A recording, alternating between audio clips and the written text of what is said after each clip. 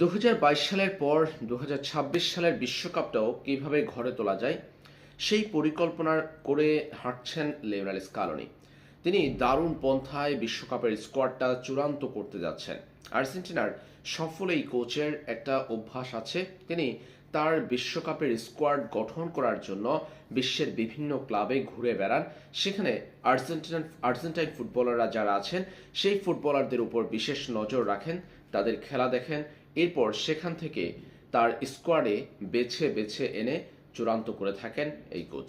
২০২২ সালে আর্জেন্টিনার সাফল্যের অন্যতম কাণ্ডারি লিওনেল স্কালোনি ঠিক এভাবেই স্কোয়াডটা গঠন করেছিলেন।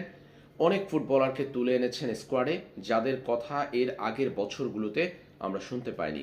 এবার ২০২৬ বিশ্বকাপটাকেও সামনে রেখে ঠিক একই কায়দায় বিশ্বকাপ স্কোয়াড গঠনের পরিকল্পনায় হাঁটছেন লিওনেল স্কালোনি।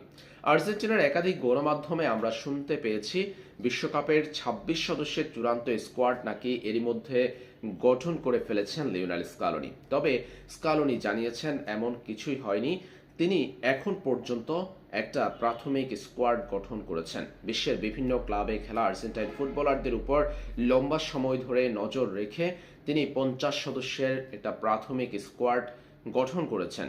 সেই প্রাথমিক স্কোয়াড থেকেই বিশ্বকাপের জন্য ২৬ সদস্যের চূড়ান্ত স্কোয়াড দিবেন স্কালোনি।